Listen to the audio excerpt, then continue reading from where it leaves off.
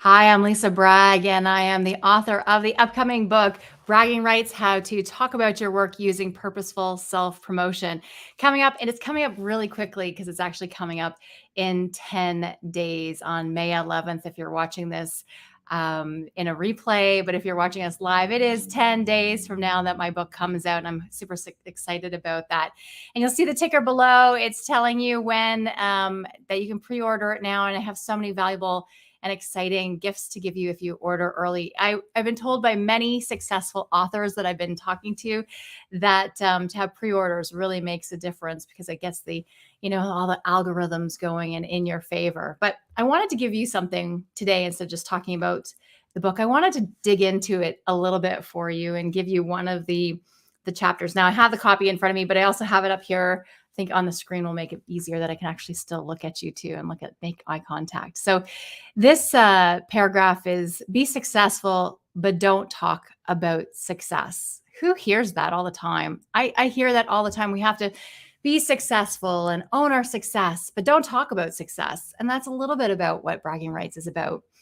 So be successful, don't talk about success.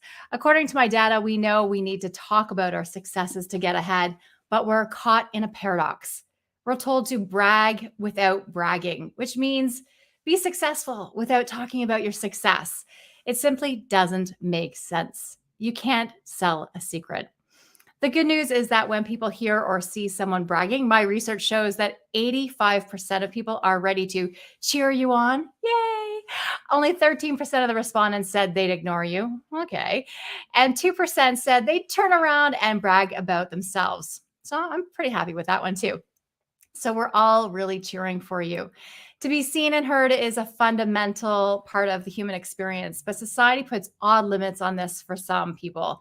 For the past few hundred years, cultures have demanded that some people act like hidden gems, while others, those in dominant organizational or social groups, are put in the spotlight, often through minimal effort on their part.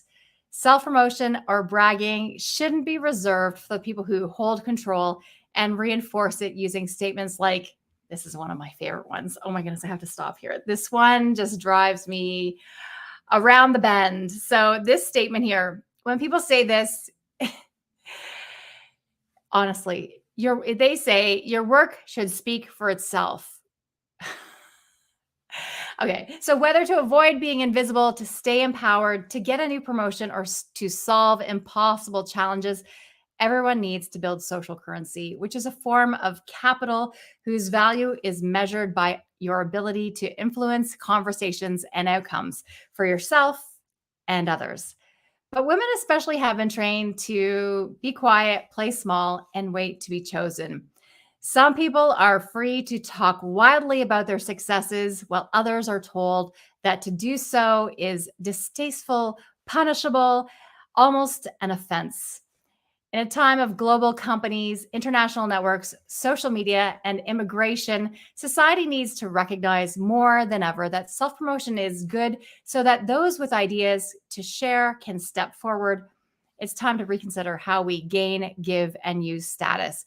It's time to normalize talking about success and our work using purposeful self promotion. So that's just a little bit of the upcoming book, and I'm going to be sharing that with you over the next little while as I get set for the launch of Bragging Rights: How to Talk About Your Work Using Purposeful Self-Promotion. I'll just jump on in between calls when calls get canceled, like this time right here, which was like, yes, I'm going to seize the moment. And it doesn't matter if things aren't perfect because that's not the world we live in anymore. We just go with the flow and put it out there.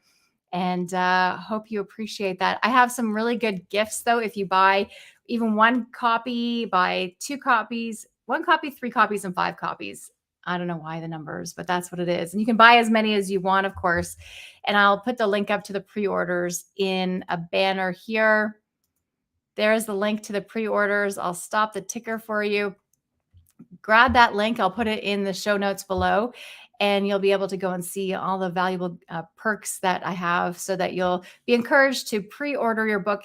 And this book is really one for not just for yourself. Well, I desperately need this book over and over again. Well, you might want the book for yourself. It's also really important. It has a chapter on leadership, which maybe I'll choose to read from that one next time. So it's about yourself, of course. It's about you, but it's also about the people that you coach, that you mentor, and then you lead. So you might want more than one copy of the book. Okay, thanks for now. Take care. Bye.